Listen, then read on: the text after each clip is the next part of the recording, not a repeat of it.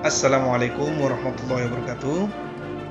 Alhamdulillahirabbil alamin wa bihi nasta'inu ala umurid dunya waddin wa ala alihi wa ashabihi ajma'in. Amma ba'd.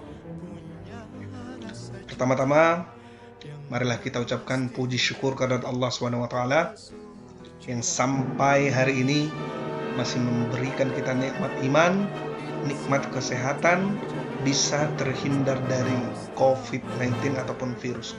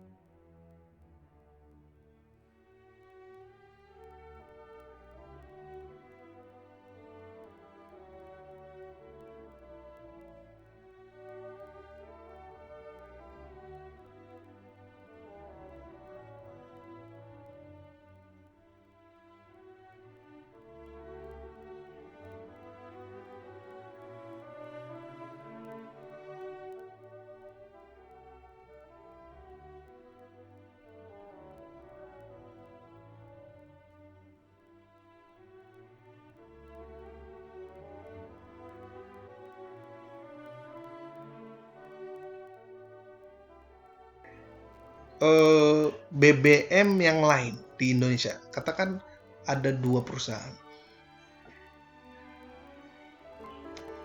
Ini sangat berat. Sangat beratnya gimana? Akan bersaing harga ini. Jadi program pemerintah yang akan membuat harga seluruh Indonesia sama, premium, Pertamax, Pertalite, tidak bisa lagi. Begitu juga dengan perusahaan listrik negara. Kalau banyak perusahaan yang memproduksi tentang listrik, itu akan menyebabkan biaya-biaya listrik di setiap daerah-daerah berbeda-beda. Ini bisa mengacaukan perekonomian kita.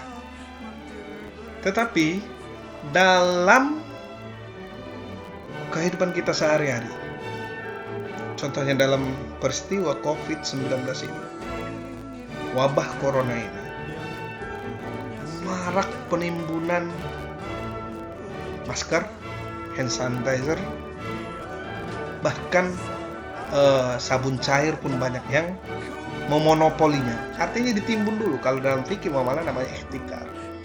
Ini hukumnya haram. Jadi monopoli ini pada dasarnya untuk kepentingan sebuah negara itu bagus, agar negara dapat mengontrol harga ini supaya rakyat bisa menikmati semua. Tapi kalau pengusaha-pengusaha ataupun kita sendiri menimbun barang yang diperlukan oleh masyarakat, kita itu termasuk zalim. Oke, lanjut lagi ke monopoli. Coba kita lihat ya dalam video ini. Pasar monopoli tadi sudah saya jelaskan secara ringkas. Pasar monopoli adalah suatu bentuk pasar di mana hanya terdapat satu perusahaan tunggal, dan perusahaan ini menghasilkan barang yang tidak mempunyai barang pengganti yang sangat dekat. Ciri-ciri pasar monopoli: sumber daya kunci dikuasai perusahaan tunggal, pemerintah memberi hak eksklusif. Nah, biasanya pasar monopoli ini biasanya dikuasai negara. Kalau diberikan ke swasta, maka akan kacau. Nah, ini tadi contohnya. Ada PLN, ada Pertamina. Ini dua-duanya contoh pasar monopoli yang dikuasai oleh negara. Oke, sampai di sini insyaallah adik-adik mengerti. Yang kedua, pasar monopolistik. Pasar monopolistik sebenarnya penjualnya tidak terlalu banyak, pembelinya banyak. Biasanya mereka sangat bersaing ketat.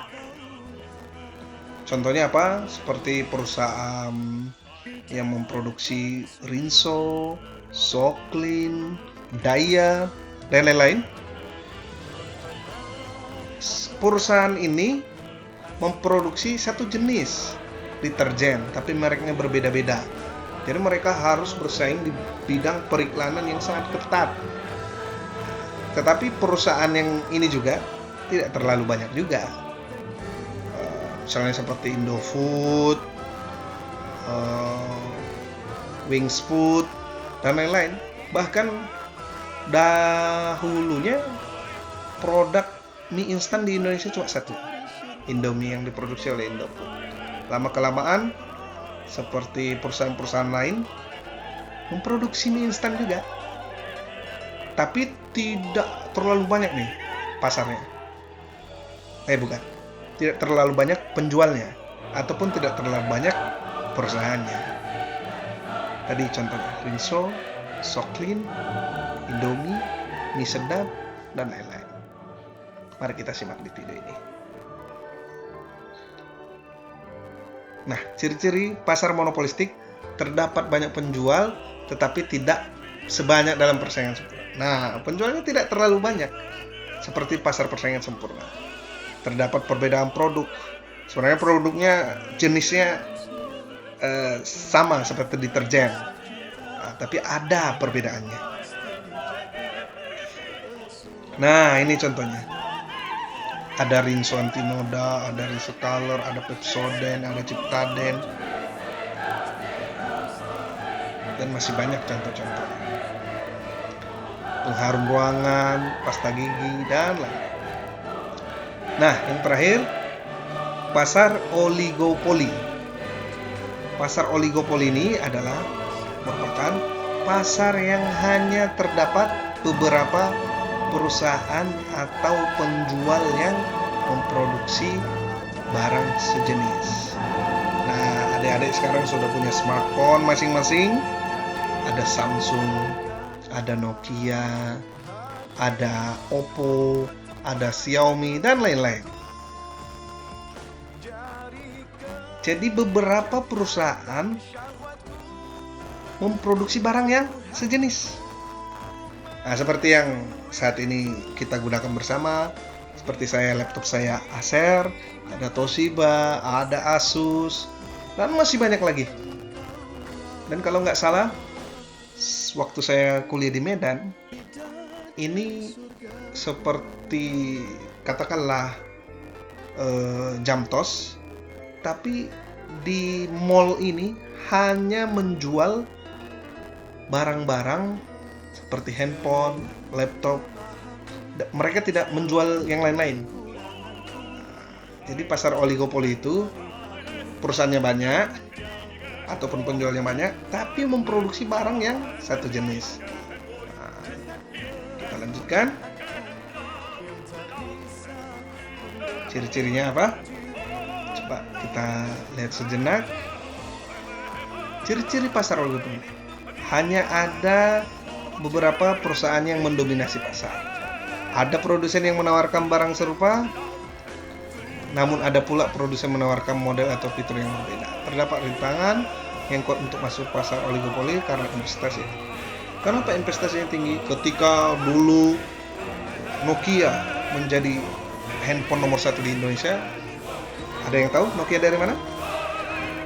Nokia lebih terkenal dari negara yang memproduksinya, yaitu Finlandia.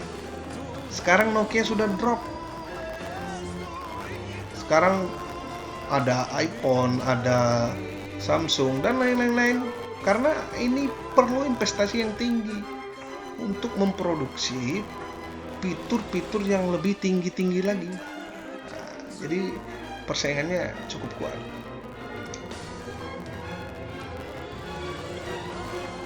Nah, ini contohnya. Bisa perusahaan penerbangan, bisa juga TV ataupun yang lain-lain bisa juga. Alat elektronik terutama. Jadi kesimpulan dari saya adalah tadi monopoli itu satu penjual terus banyak pembeli.